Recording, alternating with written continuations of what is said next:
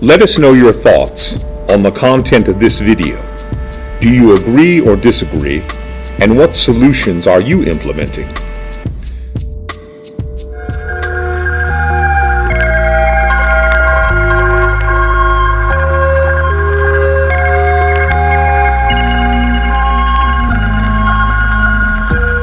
There was a time where there was something called John School years ago, where if this was your first time and you were caught soliciting sex from someone, that you would you'd pay a $300 fine and get sentenced to John School, and your crimes will be wiped away like they didn't happen.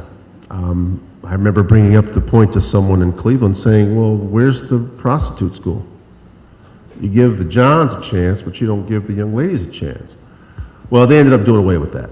I'm going to tell you right now, not much happens to them. I mean, we've cited so many people here on Lorraine soliciting sex, and I don't know what happens to the cases. There's supposed to be a 10-day sentence and a certain amount of fine.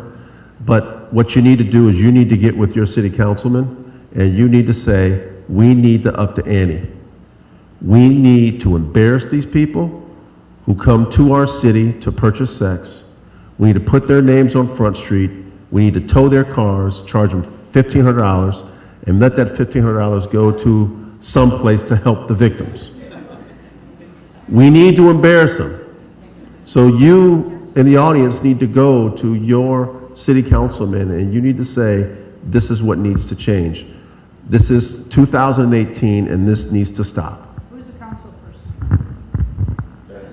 I would even add to kick it up to your state legislators to change at a statewide level, because the penalties for people who purchase people, it's really low, especially even for, so we got some great stuff on the books for minors, but for our adult women and our adult men that are being trafficked, we need to have some stronger penalties on the books for those individuals. And he's right, John School is nothing. The state of Washington, what they recently did a couple of years ago was they created legislation where if you come to purchase somebody, the vehicle that you show up in is taken and is seen as a criminal tool, and you no longer have access to that with the charges pending against you. Law enforcement is used to that concept because they do it with drug deals, they do it with other crimes, and really need to see if we could put some other factors on the book. The other thing that I think that needs to happen is we have to recognize the dominant culture in our society are the individuals who's buying these individuals at a high rate. And typically, when you have somebody from the dominant culture that's part of the problem, we don't get that problem fixed. So we have to work together to make sure that none of this continues on and that we address it at a level that's pretty high.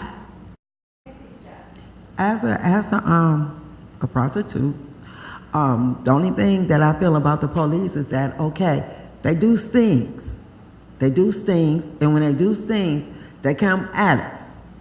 Now, you might get us off the streets, but as soon as you do these stings on us, it's not Johns that's picking us up, it's the police officers that's picking us up. So we get off the streets, we get arrested, we get another number. Now, we're going to get let go. But as soon as the sting is over, now guess what's going to happen? Now the John's going to come and pick us up again, and we're still. So how I see it is, why not have the police officers do this thing with regular Johns and regular prostitutes? Wait till they pick us up and then arrest us both, not just go and get us. I mean, I'm just saying.